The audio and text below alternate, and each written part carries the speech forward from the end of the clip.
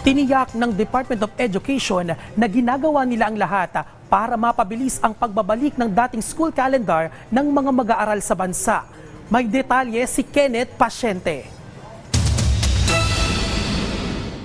Alauna ng hapon ang pasok ng anak ni Reynalyn sa eskwelahan. Pero dahil sa kasagsagan ng init ng panahon sa mga oras na ito, pabor siya sa pagkakansela ng in-person classes sa karamihan ng mga eskwelahan ngayon. Kasi nga, delikado.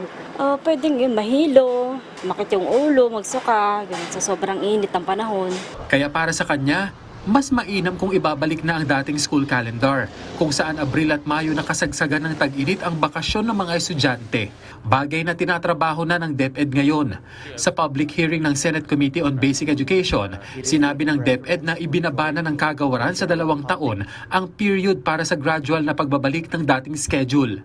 The proposed 2-school year gradual reversion was the subject of extensive consultations conducted from January to February this year with field personnel, parents organizations, teacher organizations, private school associations, student leaders, and various stakeholders. As a result of the consultation, school year 2024-2025 is scheduled to end May 16. That is in the next 2 weeks, Mr. Chair, while school year 2025-2026 will end on April 16, 2026, and to complete the reversion, school year 2026-2027 will already start by mid-June and end in March. Dagdag pa rito, nagsumite na rin ang kagawaran ng liham kay Pangulong Ferdinand R. Marcos Jr. kung saan nakasaad ang iba pang opsyon kaugnay ng reversion ng school calendar. In the meantime, we respectfully appeal to the committee to allow the President time to study the said options carefully. DepEd commits to implement this decision accordingly. Sakaling maaprubahan, magkakaroon na lamang ng 165 in-person school days ang mga mag-aaral sa darating na school year, habang ang iba ay gagawin sa pamamagitan ng distance learning. Batay kasi sa Republic Act 7797, dapat ay nasa 200 hanggang 220 school days ang mayroon sa Pilipinas. Inilatag naman ng Health Department ang posibleng epekto ng tumataas na heat index lalo na sa mga bata. Ayon kay Dr. Vito Roque ng DOH Epidemiology Bureau, hindi maaalis ang posibilidad na makaranas din ang mga bata ng heat-related illnesses sa kabila ng kanilang murang edad. Katunayan, mas lantad nga raw sila sa panganib na dulot ng matinding init ng panahon. Compared to adults, children experience a greater heat gain from the environment, and yet have the reduced ability to dissipate this heat by evaporation, secondary to their greater surface area to body mass ratio and lower sweating capacity respectively. Reference rin po ito. And further, children have less experience recognizing heat stress symptoms, less awareness of their hydration status, and less of an urge to drink water. Dagdag pa rito, mas nahihirapan ang mga bata na makapag-focus sa kanilang pag-aaral.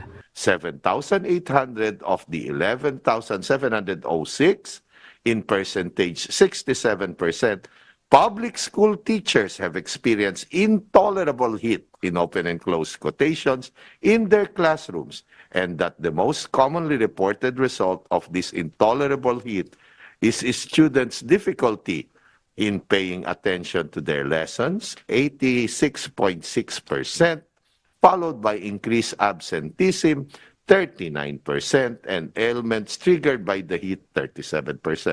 Muli namang binigyang diin ng DepEd na may otoridad ang mga eskwelahan na magkansela ng klase kung sa tingin ng mga ito ay hindi nakaaya-aya ang sitwasyon sa mga silid-aralan dahil sa mainit na panahon. Maaari rin silang mag-shift sa alternative delivery mode o distance learning, gayon din ang adjusted schedule, depende naman sa LGU na may sakop ng eskwelahan.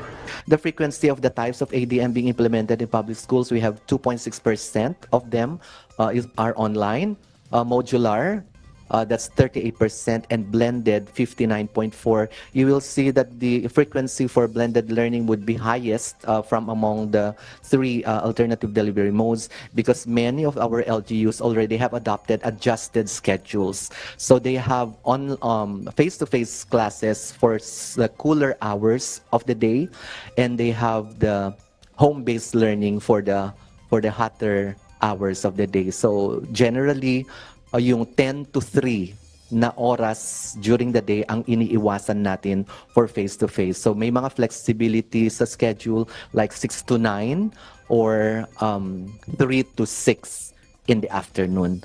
Nag-abiso ang Education Department sa mga pampublikong eskwelahan na pansamantalang ipatupad ang asynchronous classes o ang distance learning dahil sa mainit na panahon. Kenneth Pasyente, para sa Pambansang TV, sa Bagong Pilipinas.